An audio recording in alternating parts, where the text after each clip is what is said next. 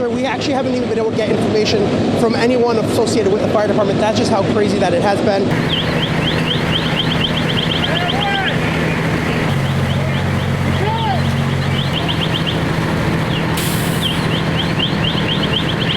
No access to Alden Street at this time. You are either going to have to go up Roosevelt Avenue or further down on Wilbraham Avenue. Why it's blocked off, that is what we're working on finding out. You can see behind me that there is a number of police cruisers that are here on scene.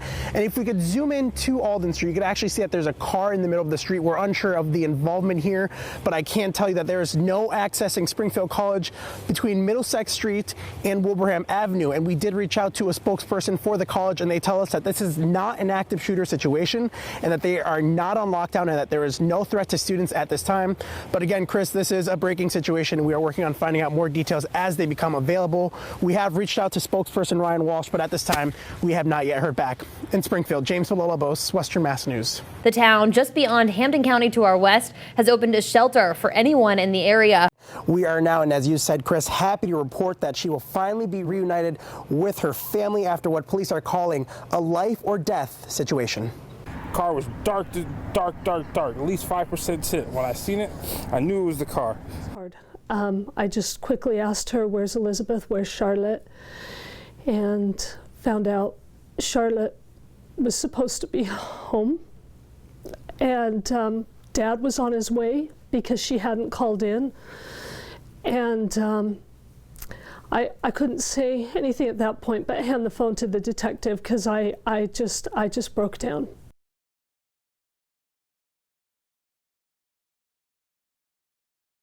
Back to our team coverage of the Springfield child abduction. During a press conference yesterday, police credited civilians for their huge role in helping locate the suspect, saying they made it possible to have a license plate number to look out for. Truly making a difference. Thank you to everybody sharing our story here. And our Western Mass News reporter, James Villalobos, speaking exclusively with the couple that engaged in a high-speed chase with the suspect, working then with police to make sure these people did not get away. They're now sharing their story and the video of that chase only with Western Mass News. Amanda Disley and her husband, Benny Correa, were just picking up dinner Wednesday night, all while reports spread of the abduction that happened on Amherst Street. They were at a stop sign on Arnold Avenue when I said, yo, babe, that's that car. That's that car. I seen that car. You showed me that car. That's the car. To make sure they weren't mistaken, Amanda quickly pulled up a picture of the suspected car she saw on Facebook. That's when they took a right onto Boston Road and began to follow it. Car was dark, at least 5% tint. When I seen it, I knew it was the car. So I pulled up against it when I got up to Harvey Street and I flashed my high beams. The guy pulls up his hood and covers his face.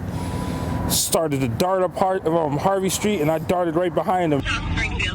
They're turning down streets trying to avoid me. In this exclusive video given to us by the couple, you can see that they follow behind him while on the phone with 911. My husband reversed on the main road. Right onto the main road. We blocked him. To block him in. He jumped over a curb, and that's when the high beams flashed right into his driver, and I saw his complete face.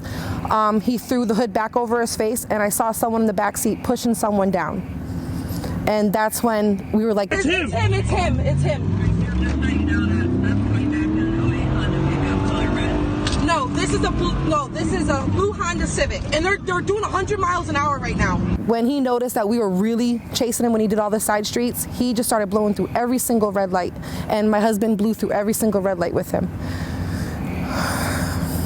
The couple not giving up and refused to let the suspect get away.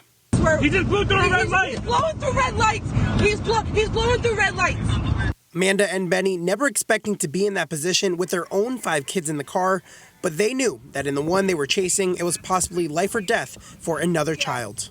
I feel relieved that we didn't chase the wrong person, and I feel relieved that my husband stepped up and that we got the plates, because the plates led to them finding him on the highway because there was no notice of any plates. The two praised police for their response because as they were chasing the suspect, they ran out of gas. And their car took a beating, now dealing with damage they were never anticipating. We blew our suspension. Our tire. Hey, I hit some dirt. I almost killed me and my kids because I jumped in front of cars and blew through red lights, and Yeah, we But ate a lot of dirt, as you can see. I wasn't thinking about that. I played it safe. I looked both ways before I crossed the street. I made sure there was no cars coming before I ate the red, and I was on them. Hours later, and still trying to process what they just did has been difficult, they say, but they tell Western Mass News it's exactly what they hope anyone would have done when a child's life is at stake. It takes a village. It's a city. It's our city. We don't do that stuff around here. That's not how we play. There's zero tolerance for that.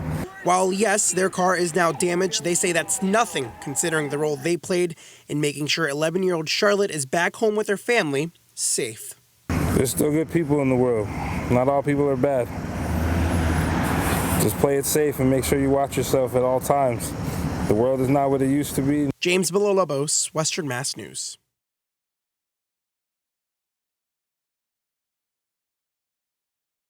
This is William Santiago's car totaled after crashing into a tree while getting off the Chestnut Street exit off of 291 in Springfield earlier this month. The brakes had kind of locked up. So at that point, I kind of realized, like, oh man, the car's not stopping. This is not good. William, who's 24, tells Western Mass News it was his day off and he was heading downtown to pay some bills when suddenly his car hydroplaned. I saw the impact about to happen. I kind of braced myself. And from there, it was just a quick blur. William was seriously injured but still conscious and could only use his elbows to try and crawl out. He says he began to lose consciousness when suddenly he saw a woman in the distance. I looked up at her and it's like, am I going to be okay? I want my mom. She says, honey, you don't have your mom right now, but I promise you have me. And she just really reassured me, kept me calm. William says he wasn't feeling pain in his legs and he began to worry. And I just kept asking her, am I going to be able to walk again? And, she kept telling me, I don't know, okay, but one thing I do know is you're here and you're going to be okay. And she never gave me that false sense of hope, but she gave me that reassurance that I'm still here. She kept telling him not to move, and she stayed with him until paramedics arrived. William says the last time he saw her was when the ambulance sped off to take him to the hospital. After regaining consciousness, William told his mom he needed to find this woman. So they took to Facebook, putting out this post with the description of the woman who helped him. Somebody had commented, that's like finding a needle in a haystack. And I commented, and I was like, absolutely, but it's worth the try. Facebook worked. The woman who helped him posted, her name Kristen, with the hashtag needle in a haystack.